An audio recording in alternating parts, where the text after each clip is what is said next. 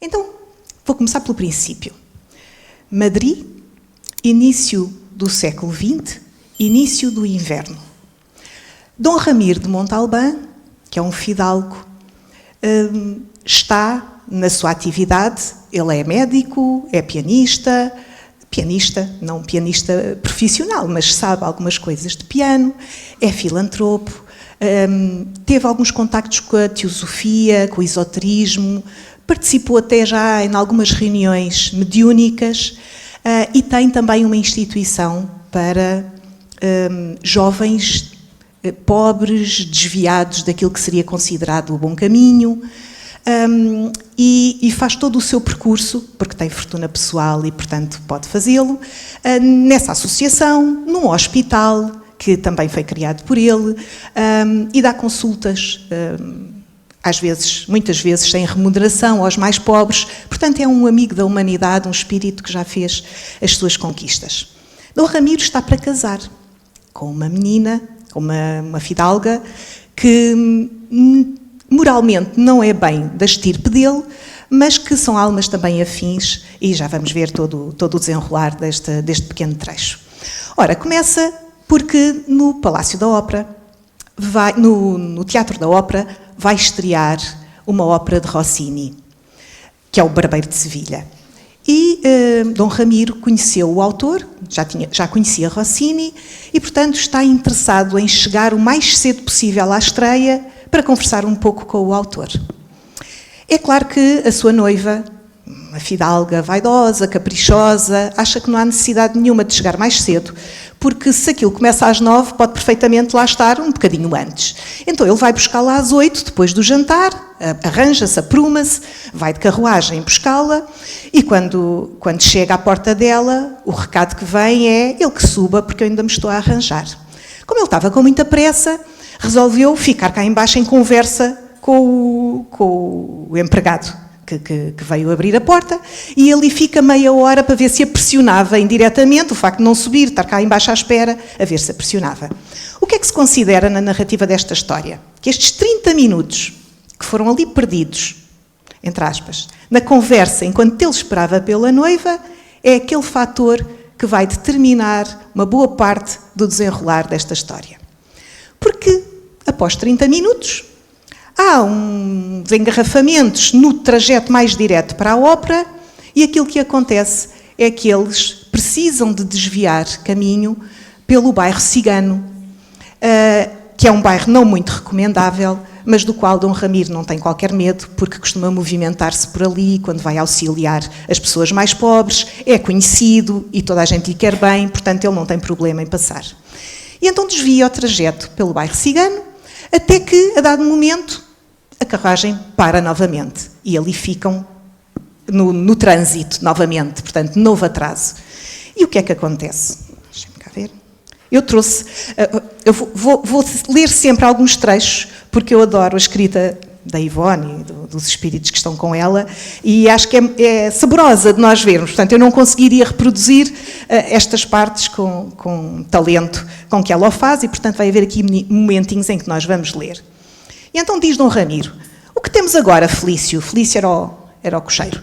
Outra escavação? Indagou o conde. Não, meu senhor, não há escavação aqui. Estamos diante do albergue Boa Estrela. Há um tablado à frente do prédio, iluminado por lanternas, e Nina dança na rua para atrair a freguesia para dentro. A função inicia-se às 8h30, diariamente. Acaba de começar, irá pela noite adentro até de madrugada. Então imaginem, se ele tem saído às 8, como ele queria, mesmo que tivessem desviado de caminho, este episódio já não tinha acontecido, não é? Quem é Nina? Perguntou a um só tempo o casal de noivos. É uma jovem cigana andaluza que faz sucesso agora por aqui, entre as rodas boémias, com os seus belos bailados e danças folclóricas da nossa Espanha. Canta e dança como uma deusa. Dom Ramiro suspendeu o cortinado da janelinha da carruagem, olhou para fora e viu Nina dançando como numa vertigem, mal tocando o sol do tablado com os seus pezinhos ágeis que pareciam possuir asas. Um calafrio de insólita emoção percorreu as fibras sensitivas do moço fidalgo. seguido de uma angústia e um mal-estar inexplicáveis. Mas como pode ela estar aqui neste ambiente sórdido? Não, não pode ser. Isto é um crime, não posso concordar com isto. Mas ela quem? Ele não conhecia aquela bailarina de rua.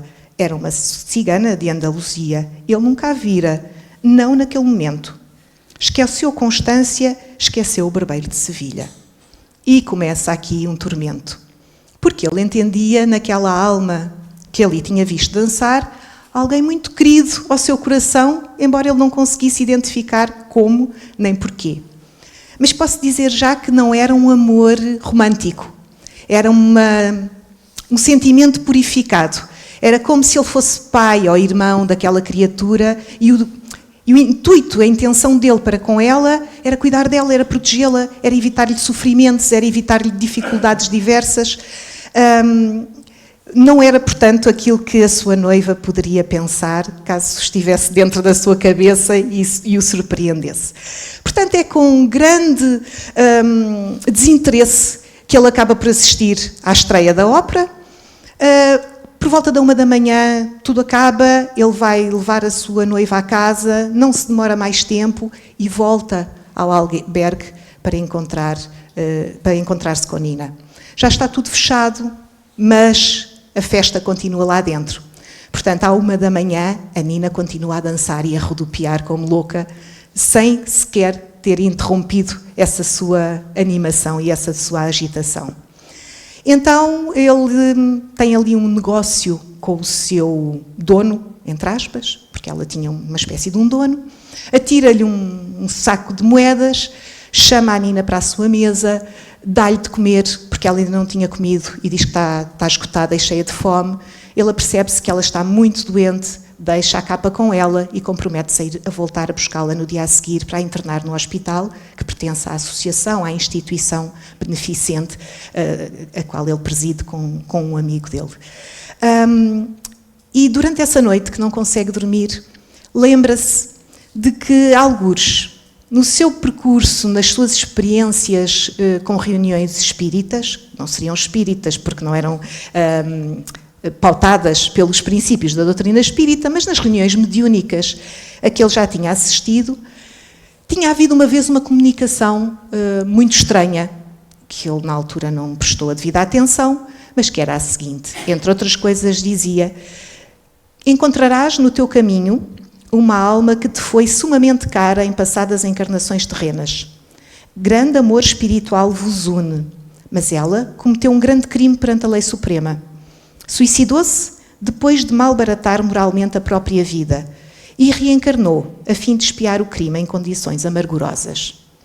E esta ideia agora surge com outro valor e com outro reforço, porque de alguma maneira ele acredita que aquela alma que ele considera uma irmã será a tal alma a que a mensagem se teria referido. Mas Nina, ainda não apresentei Nina, Nina não era cigana, tinha-se feito passar por cigana porque dava mais prestígio às danças que ela fazia, mas era uma menina de 19 anos, que tinha nascido filha de saltimbancos, cuja mãe tinha morrido quando ela tinha 3 anos de idade, ficou ela entregue ao pai e depois mais tarde a uma madrasta, que tinha tido um filho de um fidalgo. O pai morreu entretanto, ela teve um filho de um fidalgo, a madrasta pô-la na rua, a criança morreu com 1 ano por falta de cuidados e ali estava ela depois desta trajetória toda, ainda só com 19 anos.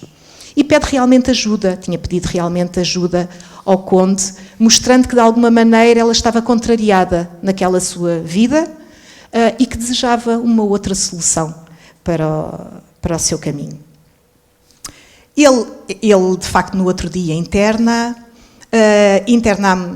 com muitos cuidados e depois de um longo tratamento ela consegue ficar recuperada, mas não pode imediatamente começar a sua vida, até porque O Dom Ramiro acha que aquilo não seria uma vida adequada para uma menina daquela idade. Então, num primeiro momento, pensa levá-la para a sua casa, porque não era estranho. Ele tinha uma mansão grande, onde muitas vezes pessoas que eram assistidas na sua associação beneficente, em períodos transitórios, eram acolhidas na mansão e eram bem cuidadas ali como hóspedes, como se fossem hóspedes de alta estirpe. Não fazia distinção entre os seus convidados da mesma classe e aqueles pobres que ele acolhia.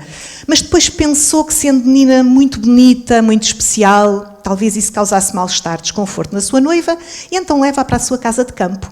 Ele tinha uma propriedade fora de Madrid, e leva-a para a sua casa de campo, entrega aos caseiros, e enquanto ela permanece lá por alguns meses, ele ensina a ler, inicia-a no Evangelho, abre-lhe, no fundo, dá-lhe toda uma educação e toda uma instrução que lhe abre um panorama que ela nunca tinha tido acesso, uma vez que tinha tido uma vida sempre muito incerta. Mas quando ela se recupera completamente, a verdade é que ela se entediava mortalmente com aquelas lições, com aquelas atividades femininas, dos bordados, das leituras, da vida de casa, e ela sentia imensa falta, no fundo, da dança, dos aplausos, de ser admirada pelas outras pessoas. E a única coisa realmente que ela sabia fazer era dançar. Portanto, ela fala com o Dom Ramiro e diz-lhe que está muito grata, que nunca mais se vai desviar do caminho certo, mas que tinha tido um convite para trabalhar na companhia de teatro, onde ela podia dançar e podia também ganhar o seu sustento, que na altura não tinha podido aceitar o convite, porque o seu dono a tinha impedido completamente, porque achava que tinha a propriedade, não é? Portanto, tinha direitos sobre a sua existência, portanto, não consentiu, mas que agora ela se sentia forte para fazer isso. E como nada a dissuadia, o Dom Ramiro deixou-a seguir. Deixou-se rir, o tempo passou, mais uma vez, o Dom Ramiro queria casar daí a um mês, que era quando ele fazia anos. Mas a Constância achou que era demasiadamente pobre um nobre casar no dia de anos, coisa de mau gosto, no dia de anos casa também. Então obrigou-o a adiar, ele ficava muito contrariado, mas acabava sempre por ceder aos caprichos dela. Então obrigou-o a adiar. Pronto, então vamos lá. Ele fazia anos daí a um mês e daí a 2 meses, então, eles casariam. Mais uma reviravolta aqui que vai ser determinante no contexto desta história. O que é que acontece? O dia de anos vem, ele dá um banquete memorável a todos os seus amigos e convidados, que eram muitos e muito fiéis, e, a dado momento do repasto, entra uns bailarinos, uns músicos, há vários números, porque ele tinha convidado aquela companhia de teatro, que era a mais famosa de Madrid, com a sua primeira bailarina, que era a Nina, para fazerem ali uma apresentação. No fundo, era uma forma de homenagear aqueles convidados para o seu aniversário. E a Nina entra e dança e surpreende toda a gente. Fica toda a gente encantada. A Constância não acha muita graça, porque ela não era muito amiga de certos padrões sociais. Portanto, vamos aqui falar um bocadinho da Constância. Então, Constância de Vilares era ciumenta e orgulhosa, tinha férreos preconceitos de classe, desprezava os infelizes, ou era indiferente à sua sorte, odiava as mulheres decaídas e achava que o que mereciam era o repúdio e a execração da sociedade. Portanto, estão a ver que todas aquelas atividades filantrópicas do seu noivo não encontravam qualquer tipo de acolhimento por parte dela. Não estavam os dois na mesma página, não se identificavam de todo com as escolhas que tinham feito para a sua vida. Mas ainda assim amavam-se e iam casar. Então aquilo que acontece é que, quando o espetáculo acaba, um bom tempo depois de várias exibições, e os músicos, os atores, os bailarinos começam a sair, porque numa sala ao lado havia um banquete preparado para eles, Dom Ramiro puxa o braço de Nina, que ele considera uma protegida muito especial, puxa o braço dela e trá-lo até à mesa dos convidados. E então diz-lhe: vem minha filha, quero apresentar-te a minha futura esposa, a Condessa Constância de Vilares, com a qual me casarei daqui a um mês. Nina aproximou-se a medo, guiada pelo anfitrião, que a segurava pelo braço. Fez uma vénia graciosa, curvando-se sem dizer nada, enquanto Ramiro esperava que a noiva lhe desse a mão a beijar. Mas Constância não o fez. Manteve-se direita, não correspondendo ao cumprimento, voltou as costas e sentou-se. Os convivas, porém, continuaram de pé, uma vez que o dono da casa não se sentara ainda, enquanto Nina se afastava, corada, pela desfeita recebida, a fim de reunir-se aos demais dançarinos e almoçar no salão contíguo. Ora, isto era uma tremenda falta de educação, porque era uma desfeita ao dono da casa. Não é? A noiva fez uma cena, virou costas e ainda por cima sentou-se quando todos estavam de pé. O que se seguiu então, certamente não teria acontecido se Constância se comportasse mais razoavelmente, se tratasse a hóspede com menos desprezo e não decepcionasse o noivo em presença dos seus convidados. O certo foi que Dom Ramiro ressentiu-se do gesto da futura esposa e trouxe mesmo Nina para almoçar com eles. Sentou-a à mesa e começaram a comer, e continuaram a comer. Constância não gostou, levantou-se aí sim, deu uma palmada na mesa e saiu do local. Devolveu os anéis, desfez-se o noivado e acabou-se tudo. E apesar de toda a insistência do noivo, eles não puderam reatar por muito, muito tempo. A dado momento, o Dom Carlos, que era o companheiro de Dom Ramiro nas suas lides de beneficência, tentou convencê-la, tentou explicar-lhe que de facto não havia nada entre o noivo e aquela bailarina, mas não foi possível chegar a um entendimento e então o noivado foi de facto rompido. Dom Ramiro continuou com as suas atividades como se nada tivesse acontecido, mas muito infeliz, muito triste, porque de facto ele amava a Constância e tinha um projeto de vida com ela que ficou deitado por terra. Só que também havia aqui uma questão, é que ele cedia bastante, mas quando isso entrava nos seus princípios mais fundamentais, ele era intransigente. E, portanto, assim ficou. Até porque a condição que Constância colocava para reatarem era, muito bem, nós reatamos, mas tu vais obrigar as autoridades a expulsarem Nina de Madrid. E ele não podia consentir uma coisa dessas, não é? Porque saberia que ela ficaria completamente desamparada.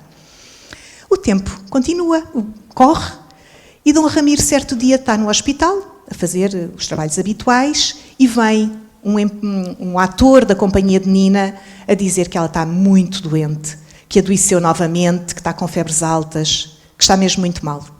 Então, mais uma vez, ela a acolhe no hospital, ela é tratada longamente também.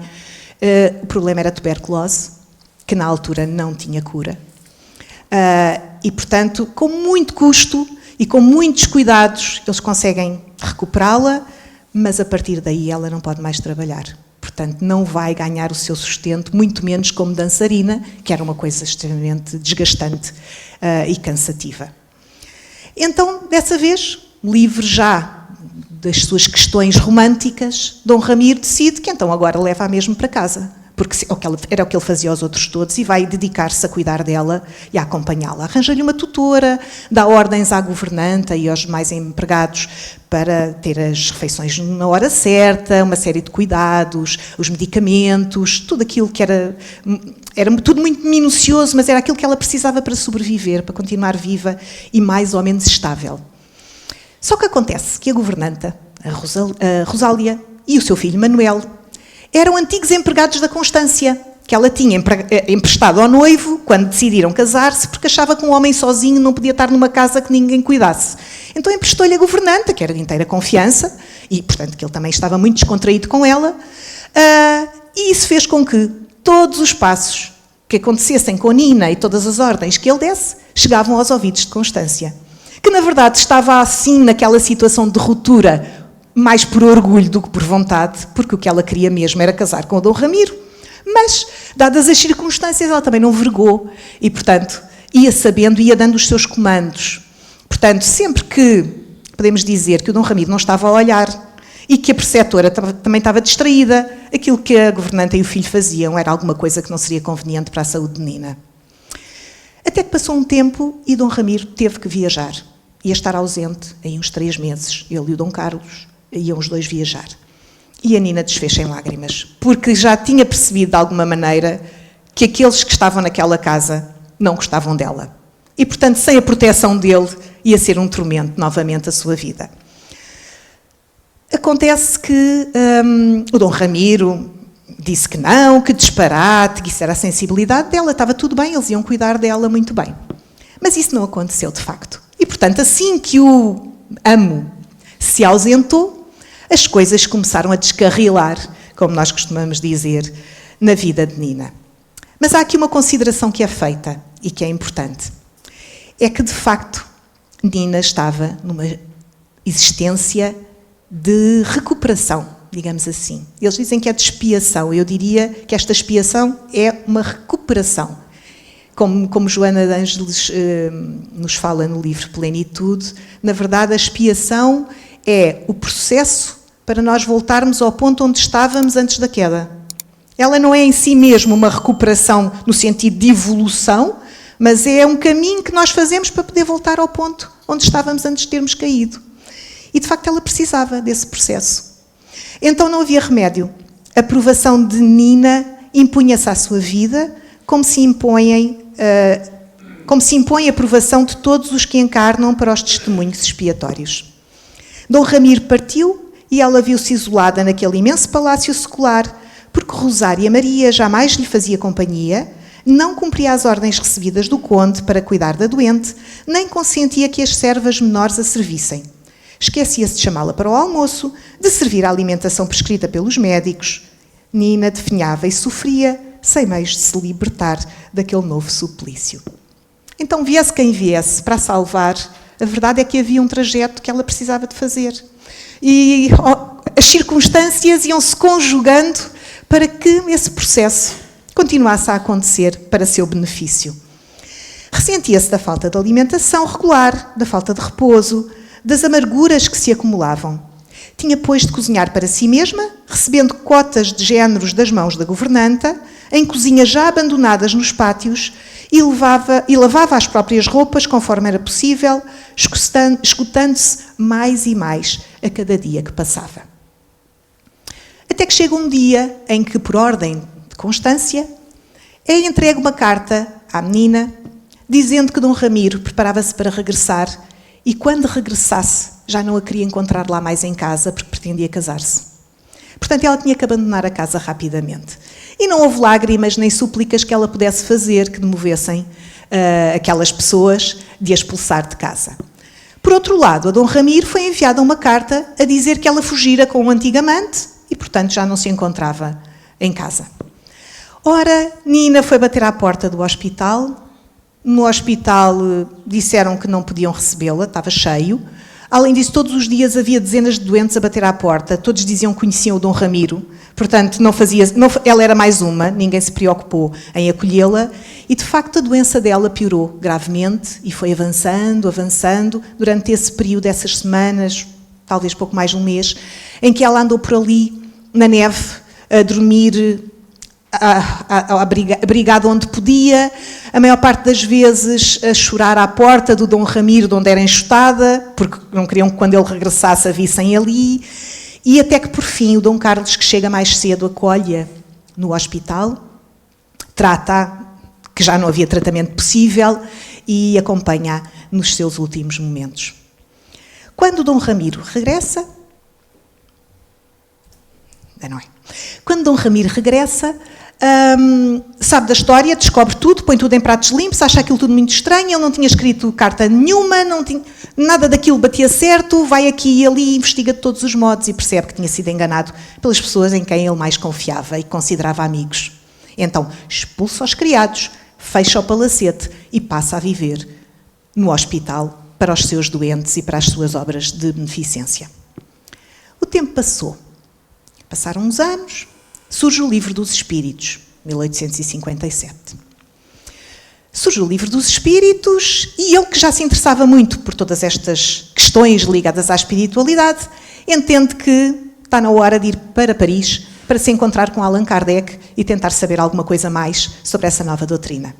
E é assim que o Dom Ramiro vai para Paris, onde permanece durante um ano, chega a participar das reuniões da Sociedade Parisiense de Estudos Espíritas, ou daquilo que seria a Sociedade Parisiense de Estudos Espíritas, contacta com Allan Kardec e, a dado momento, recebe numa reunião mediúnica uma carta.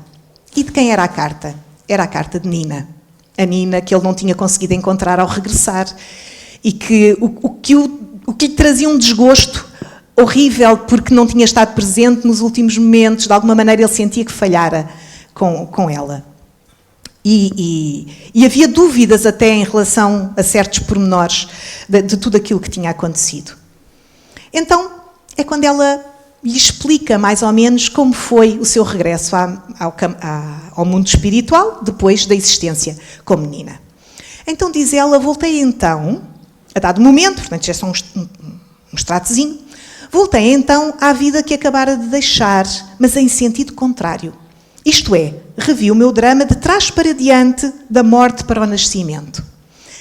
Eu, atingira no regresso da minha memória espiritual, uma existência anterior à que acabava de deixar. Portanto, ela viu a sua vida toda, e depois saltou para a existência anterior, uma espécie de regressão de memória no plano espiritual, e vai à sua vida anterior. Então, vi-me no fundo das águas, afogando-me, debatendo-me, à procura de hipotético salvamento, contundida, mutilada, desesperada e aterrorizada pelo que acabara de praticar. Pois senti que me suicidara para não sofrer o opróbio de me tornar mãe solteira.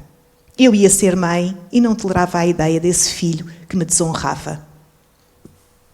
Portanto, foi uma dupla falha, não é? Foi tirar a sua própria vida e impedir que um espírito que ia nascer também nascesse.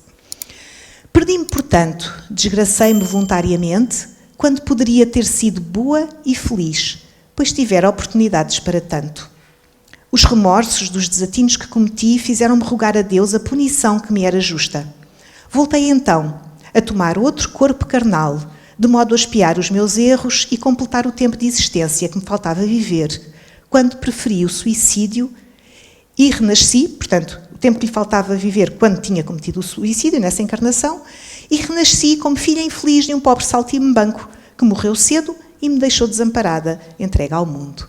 Então, onde é que nós encontramos a causa deste processo? Uma menina de boas famílias, que já agora é a história que nós encontramos narrada no Drama da Bretanha, que é aquela trilogia da Yvonne, quem conhece, começa aqui, com este livrinho, que é Nas Voragens do Pecado, onde nós vemos este grupo de espíritos sempre juntos, passando pelo Cavaleiro de Númier e terminando no Drama da Bretanha. Esta reencarnação anterior a Nina, de que ela está a falar, é aquela que vem narrada no livro O Drama da Bretanha. Ela era filha de nobres, de facto, tinha uma vida boa, tinha um noivo, envolveu-se com um vizinho, mas também de boas famílias e rico, que a amava, que queria casar com ela, mas como ela tinha sido um pouco inconsequente e, na verdade, de quem ela gostava era do noivo com quem ela ia casar, tudo isto criava ali uma situação muito difícil nos seus pesos, no peso da sua consciência, nas medidas, nas avaliações que ela fazia, e ela preferiu a morte a passar por aquela situação. Com isto foi também o seu filho. E agora vemos uma Nina que não tem nem família, nem casa, nem filho, não é? Porque a sua criança partiu quando ela tinha 1 ano de idade. Quando tinha 1 ano de idade. E ela muito jovem, sem ninguém que a pudesse auxiliar. E Dom Ramiro então pergunta, depois de ler, nas suas reflexões, quando percebeu a causa e o efeito, as consequências, pergunta assim, então, mas o suicídio numa existência acarreta uma reencarnação assim, tão cruelmente expiatória? Será que é mesmo assim? E depois é o autor da história, que é o Espírito Charles, que na verdade é o Dom Ramiro, mas enquanto uma entidade que no presente está a narrar o seu próprio passado, responde que sim, o suicídio arrasta a uma existência assim, como a de Nina. Se o suicida, antes do seu gesto atroz, malbaratou moralmente a própria vida, desonrou-se e desonrou o lar e a família. E o resultado ali estava com a própria Nina, Nem família, nem lar, nem amigos, nem recursos, nem saúde, nem esperanças. Apenas uma beleza fatal que a arrastava cada vez mais para a miséria moral, a humilhação e a desonra em cuja faixa voluntariamente se envolveu em vida pregressa. Então o que é que nós encontramos? Encontramos o livre-arbítrio em pleno exercício. Porque, na verdade, esta existência colocou-a no patamar moral em que ela já se encontrava, apesar de ser de boas famílias e de ter tudo ao seu dispor. Não houve aqui a ideia da punição. Portou-se mal, era rica, agora vem pobre, por castigo. Não é nada disso. É porque ela própria já se encontrava moralmente nesse mesmo patamar. De desprezar toda a gente, de se preocupar somente consigo, com a sua beleza, com o efeito que tinha nos outros, com a interação que podia ter com o sexo masculino, com a manipulação dessas figuras. E, portanto, agora foi atraída justamente para uma condição que era aquela condição em que ela já se encontrava, mas disfarçada pela família de nome e pelas boas maneiras que lhe tinham sido ensinadas pelo seu irmão. E nessa última reencarnação, e quem era esse irmão? O mesmo Charles. Portanto, que já vinha desde as voragens do pecado a ser alguém, na primeira aqui nas voragens do pecado como irmão, efetivamente, mas quase chefe de família, um irmão mais velho que a ensinava, que a educava, que procurava chamá-la para os valores do Evangelho. No Cavaleiro Numier não é irmão dela, mas é como se fosse um pai, já que o pai dela não a tinha assumido, porque ela era bastarda, e portanto ele é um padre que se ocupa da educação dela e que toda a vida lhe dá conselhos e uma formação cristã. E no drama da Bretanha volta novamente como irmão dela. Portanto, vem aqui o esforço deste espírito, sempre a tentar educá-la, sempre a tentar colocá-la no rumo certo, e ela desperdiçando as oportunidades. Ao fim de 3 oportunidades, porque apesar de tudo as outras foram menos dolorosas, então temos Nina. Porque havia um processo educativo que era preciso que fosse realizado. Então nós vemos que no Livro dos Espíritos, por exemplo, quando se fala qual é o objetivo da encarnação, o objetivo da encarnação é o progresso do espírito, é a caminhada rumo à perfeição, portanto é o progresso. Mas quando há falhas muito profundas, muito sérias, esse progresso não se dá sem o tal processo, sem os tais patamares que é preciso percorrer para que consigamos prosseguir essa caminhada.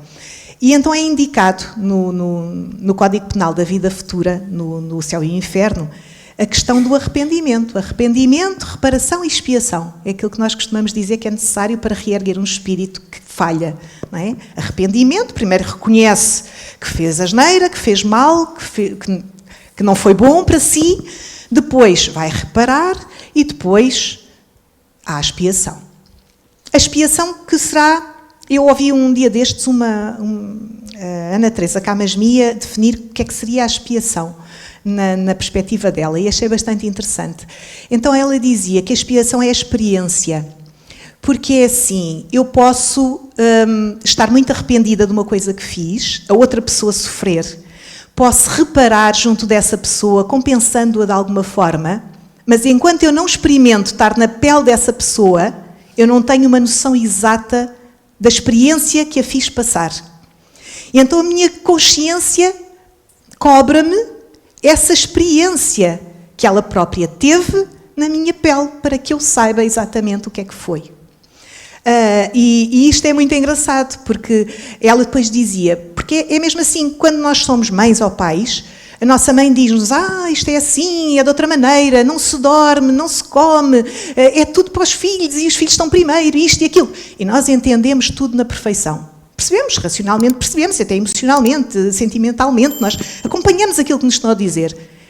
Mas não temos verdadeiro conhecimento de causa enquanto não experimentamos, vivemos efetivamente aquela experiência em nós, não é? Quando somos mães, quando somos pais, agora eu percebo, mas agora eu percebo de outra maneira, percebo na minha própria experimentação da questão.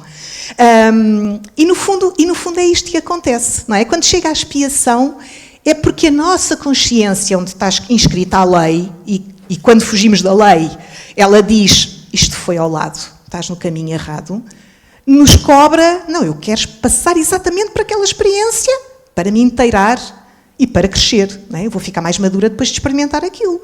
As dores, de resto, normalmente fortalecem-nos, não é? Quando não nos derrubam, mas mesmo que nos derrubem depois de nos erguermos, nós estamos mais fortalecidos porque temos um conhecimento que não tínhamos antes, que foi de passar por aquela situação. Então, ficam aqui os três tópicos.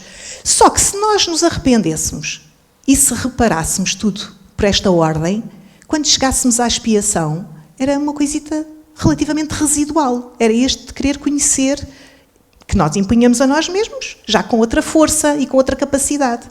Aquilo que acontece muitas vezes é que nós não nos arrependemos. Podemos até ficar com remorsos, mas o verdadeiro arrependimento ainda não é suficientemente expressivo e profundo. Então, é quando nós repetimos e repetimos e repetimos, porque esse arrependimento não fez ainda efeito real na nossa consciência.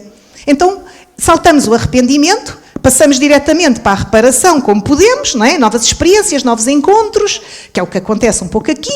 Depois espiamos, dores e mais dores e mais dores, e através desse comboio, que agora se usa dizer comboios, não é? Temos comboios de tempestades em Lisboa, temos comboios de dores quando tomamos este tipo de decisões, comboio de expiação, dor, cansaço, arrependimento. Não, agora estou arrependido porque isto está a ser muito doloroso, isto está a ser muito mau para mim. Então, aí depois é que veio o arrependimento. Então, como fazemos o processo? Como furamos um bocadinho a ordem, que seria a ordem mais suave e natural, é claro que depois as coisas são mais difíceis. E temos aqui só um pedacinho do Evangelho que nos diz, e que vem ao encontro disto que eu estava a dizer, que é o homem sofre sempre a consequência das faltas que pratica. Não há uma só infração que fique sem a correspondente punição, sendo que aqui a punição é causa e efeito, não é a punição divina que nós já sabemos que não existe. A severidade do caminho é proporcional à gravidade da falta. Indeterminada é a duração do castigo para qualquer falta, fica subordinada ao arrependimento do culpado e ao seu retorno à senda do bem. Lá está, porque o arrependimento prepara o nosso retorno à senda do bem. Quando não prepara, é a duras dificuldades que nós voltamos a essa senda. Portanto, quando não surge esse arrependimento. E isto faz-me lembrar também um episódio, já que estamos na Ivone, em Memórias de um Suicida, não sei se quem leu se lembra, há um momento em que um dos companheiros do Camilo embirra que tem que ver a família, que visitar a família fora de horas, e vai visitar a família. E depois, quando regressa, vai para o isolamento, já não volta para o pé dos amigos. E, entretanto, quando eles já saem do hospital e já têm alta, e o Camilo vai com os outros companheiros, um dos companheiros tinha tido o seguinte percurso. Ele tinha uma família, uma esposa, um lar que sustentava. Apaixonou-se por uma mulher fora desse núcleo familiar. Abandonou a família e ficou com essa mulher. Essa mulher apaixonou-se por um brasileiro e estava disposta a fugir com o brasileiro e abandoná-lo. E ele, como não só não aceitava que tivesse deixado a família para depois ser abandonado, mas também não aceitava ficar sem ela, mata a ela e a seguir mata-se a si próprio. Mas ele consegue recuperar-se. Ele fica tão arrependido que ele faz todo o percurso, todo o processo no hospital e chega a um ponto de recuperação, tal como Camilo e os outros companheiros. E há um dia, quando eles têm alta e vão visitar os outros departamentos da colónia, em que lhe dizem, olha, o vosso companheiro está ali naquele pavilhão, está ali no isolamento. E ele diz, eu não consigo compreender, isto não faz sentido nenhum. Porque é assim, vejam lá bem, raciocinem comigo. O nosso amigo era um bom pai de família, preocupado, nunca faltou com nada a ninguém. Faliu, suicidou-se. Claro que daí advieram consequências para a sua família, mas ele está no isolamento. Mas não cometeu nenhum crime para além do suicídio. Eu, que abandonei a minha família, matei uma outra mulher e depois ainda me suicidei e estou aqui a ter estas oportunidades e ele não, porquê? Dá que pensar. Mas depois o mentor que está com eles explica-lhe. Tem a ver com a recuperação que tu fizeste ao nível da tua tomada de consciência. porque tu arrependeste-te verdadeiramente, portanto já estás no caminho do bem, já estás no processo de recuperação.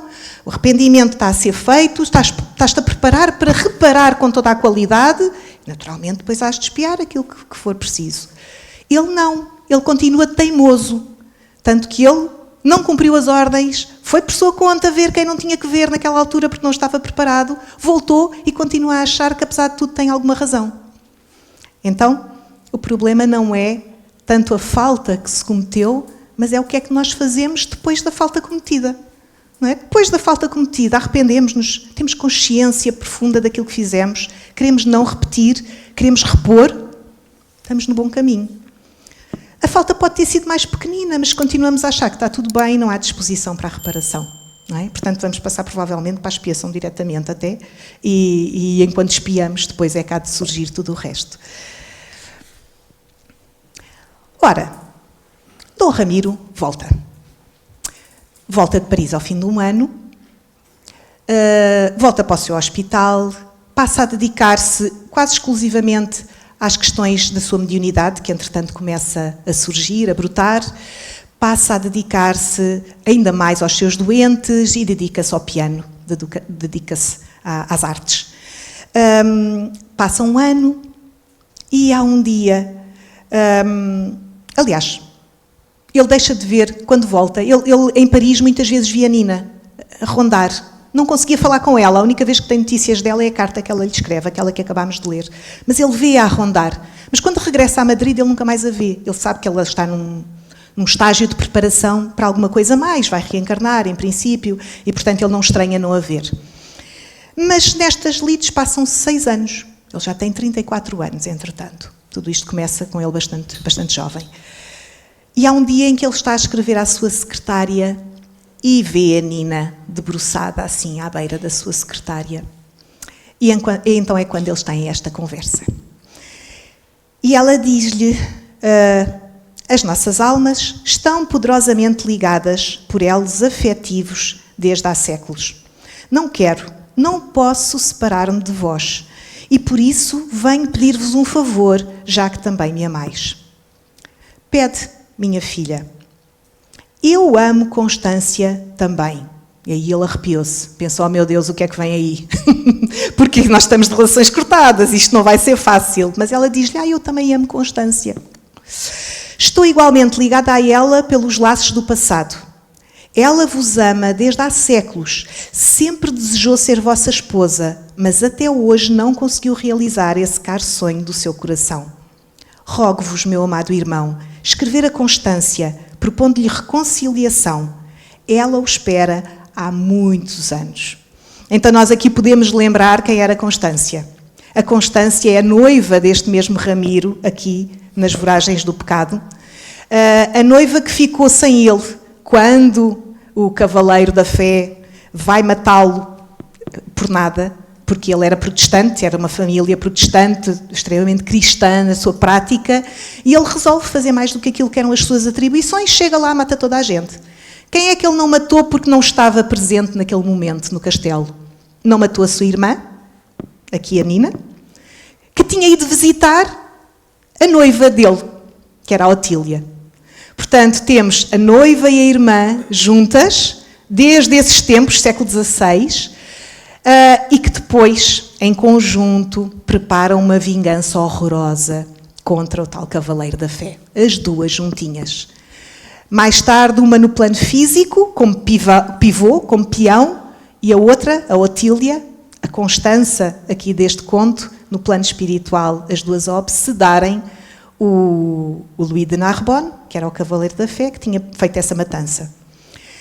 E a verdade é que nessa altura elas eram companheiras, que se entendiam na vibração, entendiam-se nos sentimentos, entendiam-se perfeitamente nos objetivos e estavam ligadas. E foi nessa experiência que cortaram a Otília a possibilidade de casar com o ideal de noivo que ela tinha em mente. Século XVI, portanto estamos aqui no século XIX. Não sabemos exatamente o que é que aconteceu a Otília pelo meio, mas sabemos aqui por Nina que ela não chegou a ter nunca mais a oportunidade de casar com ele. Portanto, agora mais uma vez parecia que aquele enlace estava com um nó e difícil de resolução. Portanto, mas vamos ver o que é que ela diz. Estou mesmo a acabar. Não se aborreçam porque está mesmo a acabar. Eu vou respeitar aqui o tempo. Eu tenho necessidade de retornar à terra, diz a Nina, e quisera ser vossa filha, pois no passado tenho sido quase uma filha para vós. Só assim conseguirei a felicidade. Os meus conselheiros aprovaram essa minha petição, apelando antes para o conselho maior que os inspira. Disseram que será uma recompensa pelo muito que sofri agora, com paciência e humildade, pois vivendo como menina vidigal, nunca me revoltei nem queixei. Será uma oportunidade nova que a lei de Deus me concede para progredir, um prémio, pois se eu for obediente à direção moral que como pai me derdes, terei dado grande passo para a minha redenção espiritual. Tínhamos agora a Nina a querer ser filha do Dom Ramiro e da Constança. Há aqui a referência a um conselho maior que os inspira, e nesta história é muito expressivo. Eu acho que talvez nunca tivesse, eu pessoalmente, pensado tanto nisto. Mas há aqui uma coisa que atravessa todas estas histórias da Ivone, que é a existência de uma família, um conselho, do qual nós hoje sabemos que o mentor, o pai da família espiritual, de que Kardec nos fala, as famílias espirituais, não é? Há uma família espiritual, o pai dessa família espiritual é o conhecido hoje presentemente como Bezerra de Menezes. E essa família reúne-se sempre que é preciso, a maior parte das almas são redimidas, menos a Ivone ou a Nina. Já estou aqui a dizer, para quem não sabe, já estraguei tudo. A Ivone é a própria Nina, não é? Assim como é as personagens das outras histórias. E esse pai espiritual, juntamente com essa família quase toda redimida, frequentemente fazem reuniões para tomar decisões sobre o destino daqueles que andam tresmalhados. E aqui, mais uma vez, eles reuniram-se para dar o seu consentimento ou não para aquilo que tinha que acontecer. E é isso que ela se está a referir. Dom Ramiro chorava enquanto ela continuava. Eles disseram ainda que vós deveis usar de rigor e energia na minha educação, pois trago comigo inclinações bastardas de outros tempos, as quais terão de ser corrigidas. Preciso de disciplinas severas, a par do amor e da educação evangélica, para não sucumbir ao erro novamente. Porque nós sabemos também que este suicídio não fora o primeiro. Havia outros episódios, nem que fosse indiretamente, havia outros episódios de desinteresse pela vida. Então, aquilo que nós temos aqui é um pedido para ele ser mais rigoroso. Depois sabemos, noutras histórias que vêm mais adiante, que ele foi tão rigoroso quanto foi capaz. Mas talvez não o suficiente para aquilo que ela tinha necessidade. E é por isso que depois ele continua, enquanto Ivone, quando ela é Ivone, é o espírito de Charles, que é extremamente, quase duro. Isto não sei se pode dizer de um espírito tão superior, mas ele é quase duro, ele é exigente, ele retira delas o máximo que ele consegue de energias, de exigência, em termos mediúnicos. No fundo, ele não teve permissão para reencarnar com ela. Ela diz aqui que eu só consigo vencer se vierdes comigo, se estiver ao vosso lado. Mas quando chega à reencarnação de Ivone, ele já não tem autorização para estar com ela. Então fica só a acompanhá-la, mas em espírito. E é extremamente exigente. Um bocadinho esta exigência que ele depois considera, não sei se foi exigente se não, mas ele considera que não foi suficiente e tenta repetir o seu trabalho como mentor espiritual, pelo menos dos mentores que aparecia a Ivone. Porque a seguir, Ivone vai ser criada por estes dois seres, a sua mãe e o seu pai. Naturalmente que a relação com o pai é maravilhosa, a relação com a mãe nem por isso, como conseguimos imaginar, não é? E é aquela reencarnação em que depois eles vão viver em Lisboa, em Madrid, vão repartir-se, porque a mãe era portuguesa e o pai era espanhol. A mãe e o pai, ou seja, o avô e a avó da parte da mãe. Portanto, eles tinham propriedades em Portugal e é aquela reencarnação que nós conhecemos, que ela volta a suicidar-se nas águas, desta vez do Rio Tejo.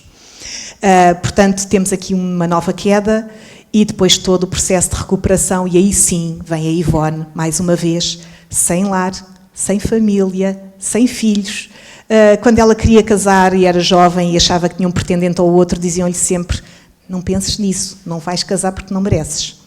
Porque sucessivamente as experiências dela com o matrimónio foram de desrespeito, traição, desrespeito, fuga, coisas muito difíceis para ela, e depois ainda a reparação, que funciona quase como uma expiação, acho eu, que é de ter que escrever a sua própria história e expô-la a toda a gente conhecer as coisas que ela fez e com certeza das quais já não se orgulhava. Mas foi esse o processo de libertação.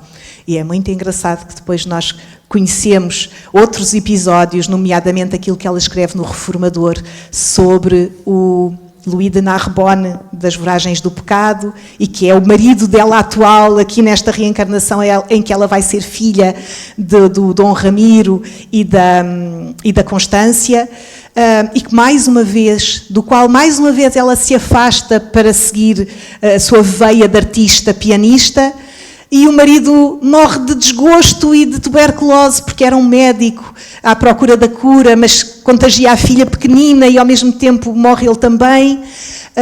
E ela suicida-se por não aguentar a consciência pesada de os ter abandonado antes. Portanto, temos aqui esta trama, esta causa e efeito de uma série de seres envolvidos, seres que não se voltam a encontrar na reencarnação como Ivone, mas a quem ela volta a encontrar depois da sua partida. Já há relatos sobre isso, e o relato é muito bonito porque, finalmente, ela e Louis de Narbonne puderam encontrar-se, ela e o Roberto de Caneleiras, voltam a estar juntos e voltam a encontrar-se desta vez no plano espiritual, mas não depois de uma certa preparação. Portanto, aqui o arrependimento dela era mesmo profundo, porque ela tinha uma vergonha profunda de o encarar e de facto, precisava sentir que estava à altura para finalmente um reencontro.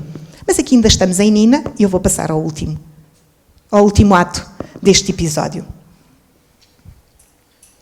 A jovem condessa recebeu e leu aquela carta com as faces inundadas de lágrimas e o coração palpitando de alegria. Ela amava realmente o antigo noivo e muito se arrependera da incompreensão que para com ele tivera. Entenderam-se facilmente e o velho idílio foi renovado, porventura, com maior fervor. Então, Dom Ramiro de Montalbán foi pai devotado e fiel, cumpriu a palavra empenhada com o Criador Supremo e ainda hoje, mais de um século após aquele dia auspicioso, guia os passos da filha na sua ascensão espiritual para Deus. Quanto a Constância, que um dia negou a própria mão para que a bailarina Nina Vidigal a beijasse respeitosamente e que não consentiu em sentar-se à mesa onde a mesma infeliz Nina foi convidada a sentar-se, teve de embalá-la nos braços como filha e alimentá-la com o próprio sangue do seu seio. Assim é a reencarnação, leitor, ensejo bendito, previsto na lei de Deus para os trabalhos de reconciliação, progresso e aperfeiçoamento do espírito. Fim. E depois disto, acho que não vale a pena adiantar mais comentários, porque é muito expressivo este final que eu acho lindo. Só tenho pena que realmente ainda não foi desta que eles reconciliaram todos, pronto. Mas por esta altura já está tudo reconciliado, portanto podemos ficar tranquilos. Já agora ia só referir para quem não conhece, se calhar todos conhecem e é desnecessário, mas o Conto Nina vem aqui nesta obra, isto é uma edição muito antiga, hoje há umas bonitinhas, com estas tem letrinhas de formiga, mas hoje há umas edições melhorzinhas, assim com uma letra mais jeitosa para se ler, e pronto, e é assim, aqui está o que eu tinha para vos dizer.